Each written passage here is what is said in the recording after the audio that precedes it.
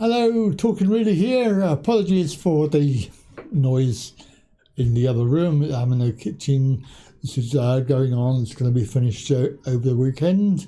This story is in Welfare Weekly, and it says, ending the benefit freeze is unlikely to help those forced to choose between heating and eating.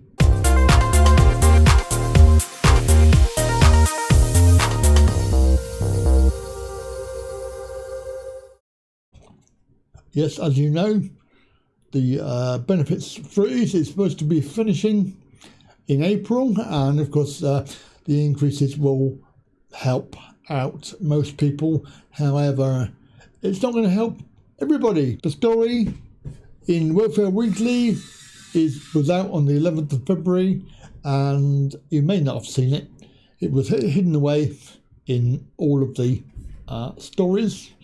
But the story there, you can see about the benefit freeze finishing coming up in April. The ending the 4-week freeze to working age social security benefits is going to do very little to help households who are forced to choose between heating and feeding their families. Citizen advised, whilst the move to finally put an end to the benefit freeze has been welcomed, new analysis by CAB suggests that 4 in 10 households who approach the charity for help and advice would still struggle to make ends meet. The charity warns that a growing number of people still do not have enough income to cover the basic bills and household essentials such as groceries and energy costs. Sheila, who's 64, works part-time and receives monthly payments of universal credit. She's finding that very difficult to cover bills and other living costs and is behind on rent and council tax. She said, "Quite often I don't have any electric, so I'm very cold. I can't even make a hot water bottle to keep warm, or I can't even make a hot drink. I have to stay under the duvet.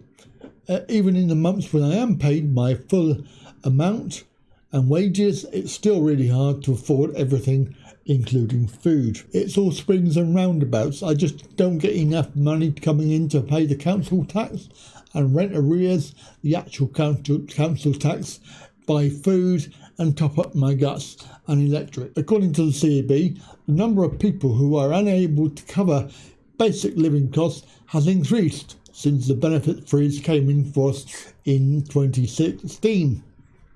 In the first 5 months of the current financial year, 40% of the people who the charity helped with debt who claim income-related benefits didn't have enough money to cover their living costs, an increase of 25% since the freeze came into effect. However, the charity argues that ending the freeze won't be enough to help people like Sheila, and they're calling for wider reforms to the benefit system to ensure that payments cover day-to-day living costs. This includes ensuring universal credit gives people enough to live on by reviewing areas such as the amount of money retained by working claimants and deductions for those dealing with debt or repaying advance payments.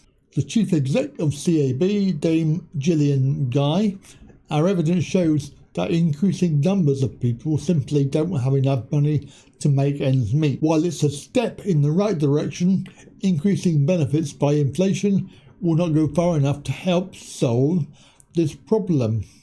The benefit system was created to support people in times of need. The government should show it's serious about meeting this ambition, which they're not, by properly investing in working age benefits and make sure fewer families are left in a downward spiral with no way to pay their bills, which is not going to happen, I'm afraid.